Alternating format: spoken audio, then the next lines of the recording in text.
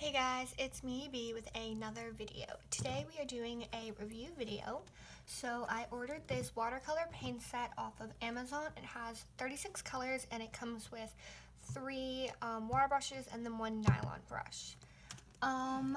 It doesn't have a brand name on it. Like, I've looked all over for one and I haven't found a brand name on it, and when I ordered it off of Amazon, it didn't have a brand name, so I wasn't able to watch any videos to see if it was a good brand or not, but I'll leave a link to it in the description box down below if by the end of this review it's worth something you want to buy.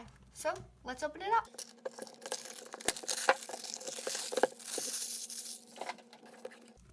So when you open it up, you see it has a color chart right away, and there's names for all of the colors. There seems to be a pretty wide variety of colors. So it comes with 8 pieces of watercolor paper, which is good because I don't have any watercolor paper. So they're pretty thick. Let's see if it says how much. It's 300 grams watercolor paper. So there's 8 sheets of that, which is really nice. And it comes in this nice holder for it. So can't wait to test these out. So then we have the actual paints themselves, which come in this like nice metal like box. It's not that heavy, so I think it's definitely something you could like slide into your backpack for traveling. Oh, okay, so it comes right off. So you open it up and it has all of the paints in rows.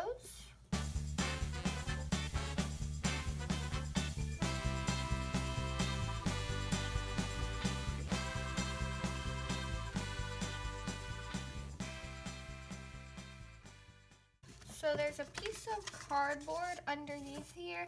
The paints are in this really like cheap plasticky stuff, so I hope that doesn't speak for the quality. What attracted me to this set was that it came with watercolor paintbrushes. I don't have any, and I was looking at them and they're like expensive to buy. So I thought this might be a good set, and the reviews said that it was perfect for beginners, which is what I am.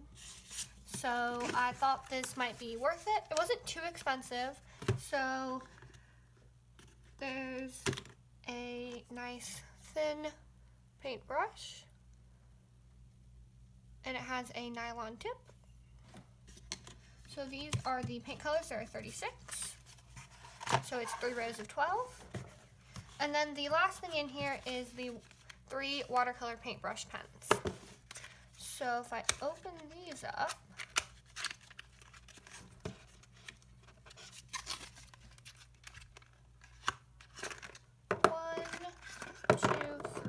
so they're in 3 different sizes. We have a thick, wait, is this twist or?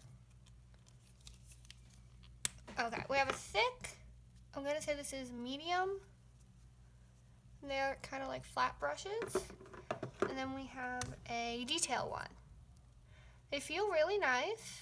I don't know what a nice, like, I think they feel nice, but I don't really know what a good watercolor paintbrush feels like. So, yeah. But they look like they're nice. They don't look too frayed, so I'm excited to see how they work. So, all in all, you get 36 watercolors, 8 pieces of watercolor paper, 3 watercolor brush pens, 1 paintbrush, a tin, and this box where you can hold everything and store stuff.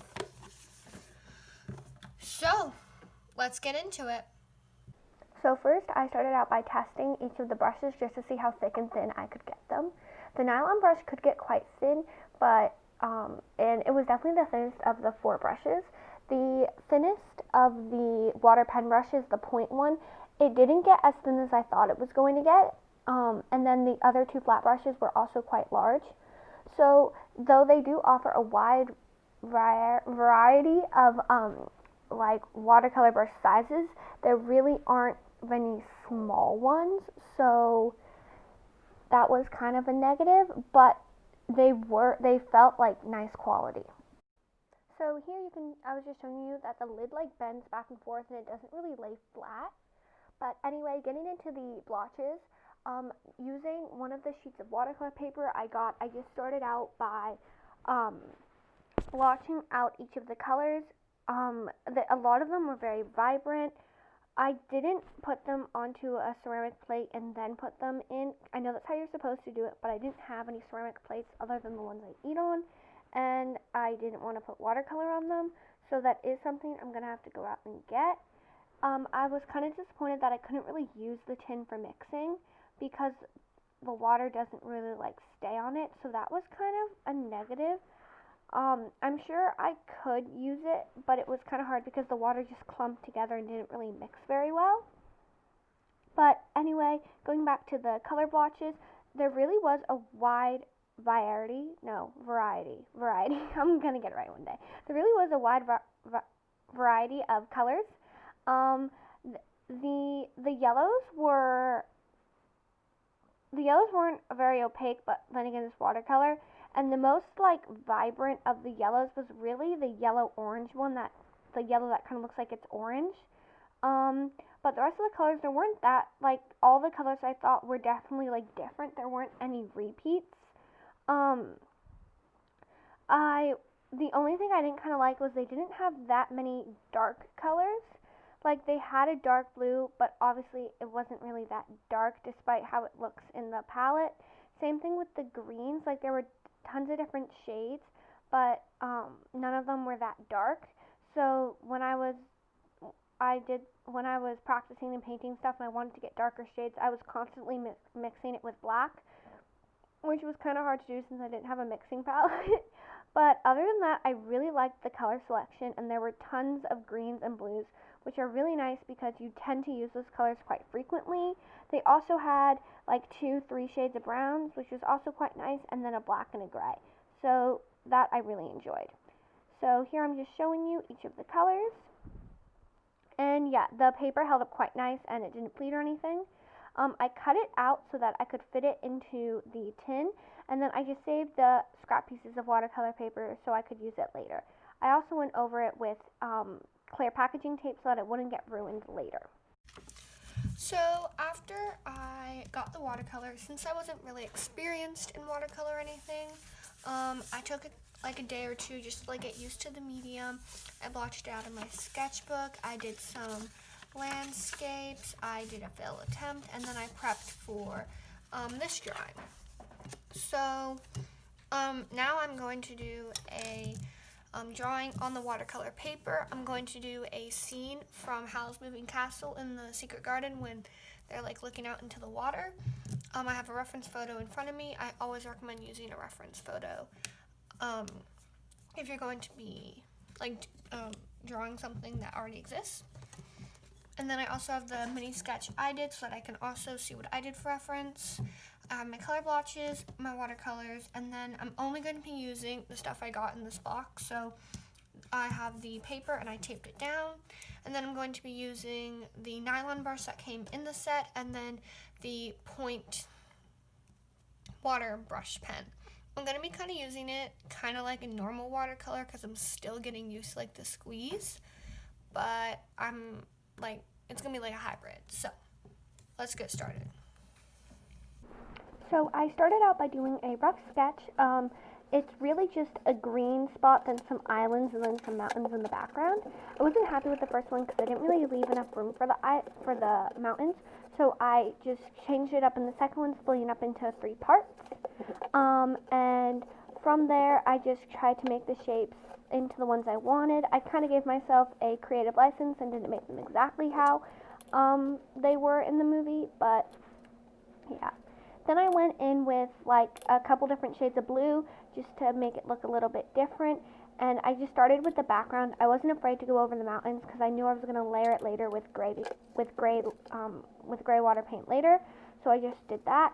Then I took my paper towel and just dabbed away some of the blue spots to make the clouds. Then I went in with some light green paint and just put that down, and then I just used some different like shades of green, and then I went in and did the islands. Also, then I realized that I should have gone over with the entire painting with my kneaded eraser first, since watercolors are a clear medium to some, like they're translucent. It is good to have really light lines or to use like a colored pencil in your lines. So I made that mistake and you can kind of see them. However, it wasn't that big of a deal. So I went in and continued to do the green, and then I went back and tried to make the clouds again on the other side of the painting. Here I'm just rearranging my setup so that you can see the color palette. I went in with the blue, and I just went around the islands, and I started out with one shade of blue, and then I decided to switch to another shade of blue just to add some like differences in the water to not make it look so flat. I later go over it a lot to make it a darker shade, but I just started out by doing that. And I was trying to use the water brush pens as if they were like how they're supposed to be used, but I was still struggling a little, so that's definitely something I'm going to need to work on. So I continued to do that, and then I went and tried to just darken around certain areas to add like shadows.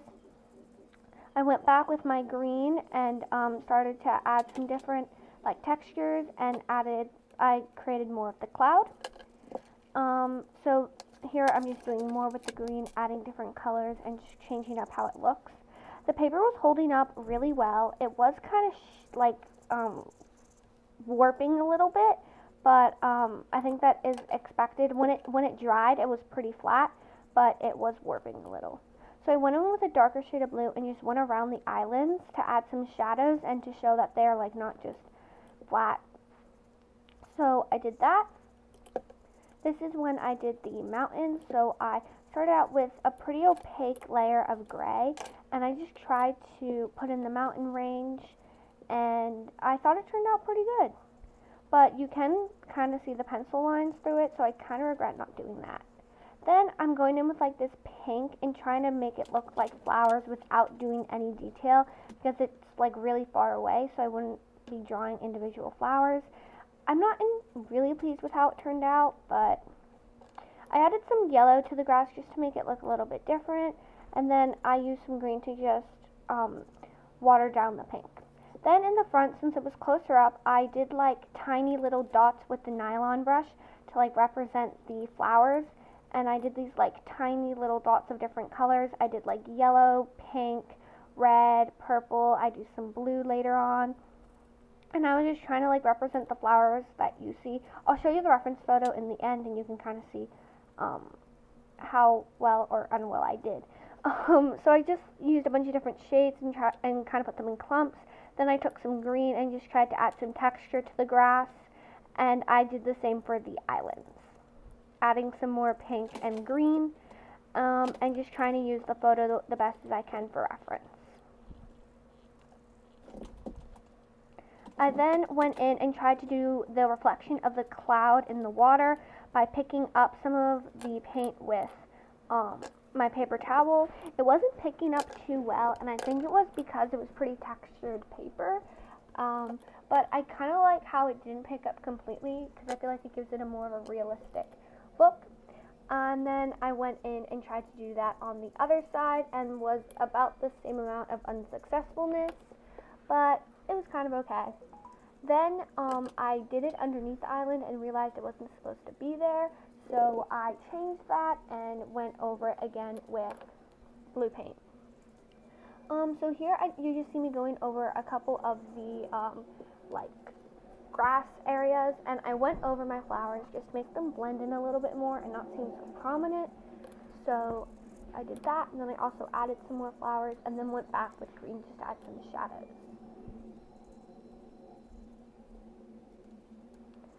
Afterwards, I went back with my blue paint and tried to like show the shadows, since they've kind of gotten lost throughout this entire process. And then I accidentally got some stuff in my white paint, so I went and cleaned it. Then using a white gel pen, so I used something that wasn't in the kit. I just put like the snow on top of the mountains, because you can't really use like white paint when you do watercolor. So that's the finished painting. So this is the final drawing. I'm quite happy with it. This is like my first time doing like an in-depth watercolor painting. It didn't turn out amazing, but I think it's pretty good for my like first, or like my first one other than like the ones I've been doing in my sketchbook. So I'm happy with it. For those of you who don't know what the secret garden is from Howl's Moving Castle, this was the reference photo I was using. So you can kind of see the similarities, like I got the ponds and the water, the shadows, stuff like that. So let's peel off the tape.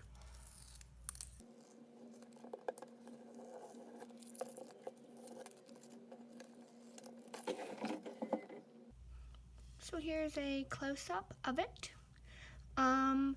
I mainly, if you couldn't tell, I mainly used this blue and this blue for the water. I used this blue for the shadows.